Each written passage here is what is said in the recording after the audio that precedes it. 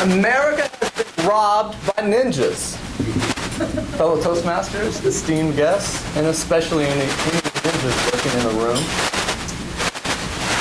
I want to expose the biggest con game ever orchestrated in the history of the entire world. Some of the moon bases in the heights. It's often referred to as the U.S. housing bubble, but it was far more than that. It was a Ponzi scheme. Now, what is a Ponzi scheme? Ponzi scheme is a fraudulent offers abnormally high investment returns, and they do this in order to entice new investors.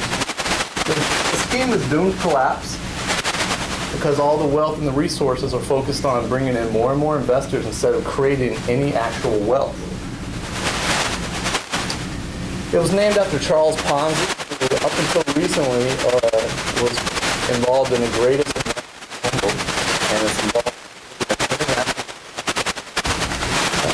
So how does our housing market imitate the scheme?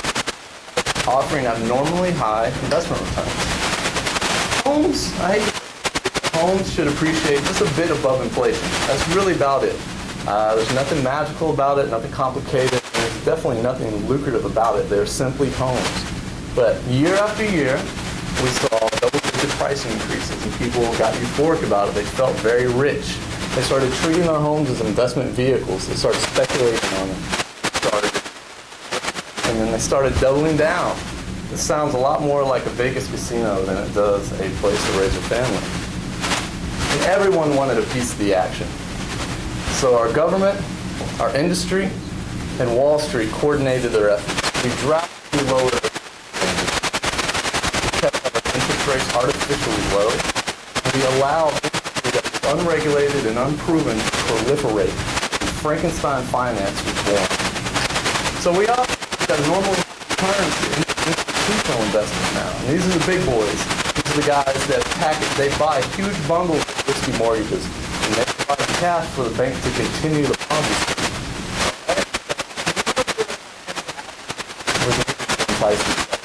Basically, we had and for the gym, I'm going to come up with a couple gym cracks.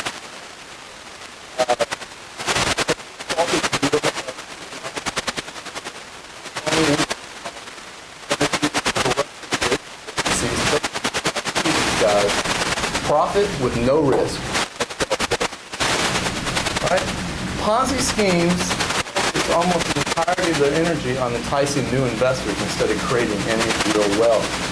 So I got to ask you a question. Why were people with bad credit, with no money for a down payment, and questionable income, why were these people given expensive loans? Because the bankers and everybody else associated with this mortgage account, they were only focused on the upfront fees. That's where they made their money. They cared it was actually paid off. All right? So the focus became the money was being made on the quantity of the loans and no longer about the quality.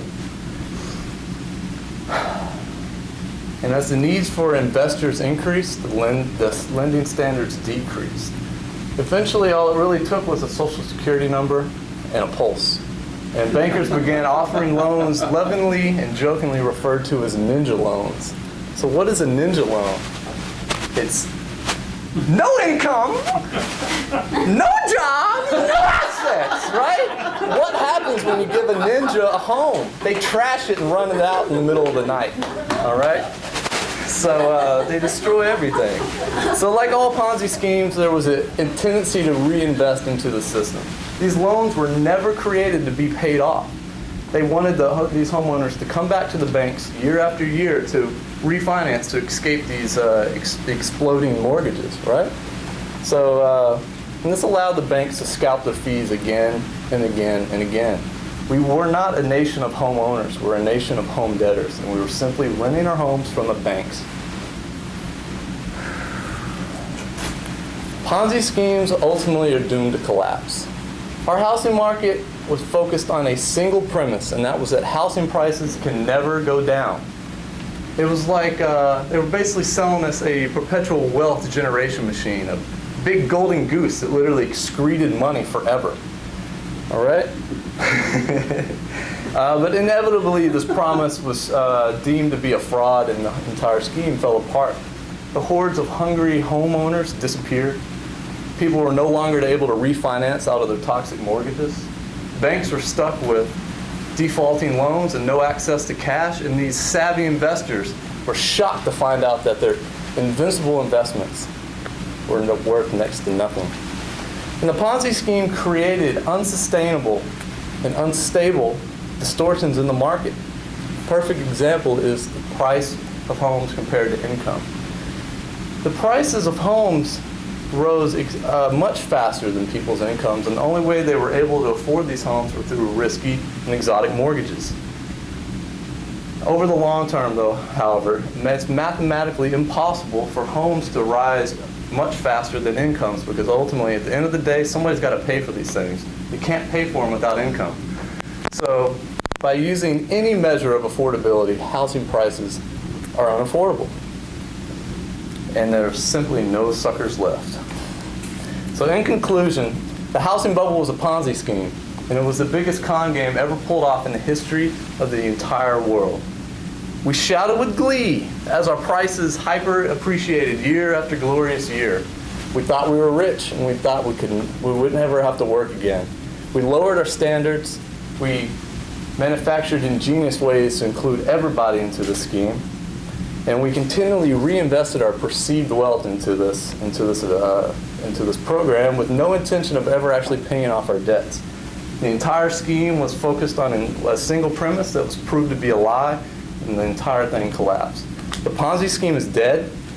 The ninjas have snuck away in the middle of the night, and we're left facing reality. Foreclosures and real loss of wealth are the only truths that will be left when the smoky lies of financial alchemy fades away. And if you take one single thing away from this, it is do not trust a ninja. Thank you.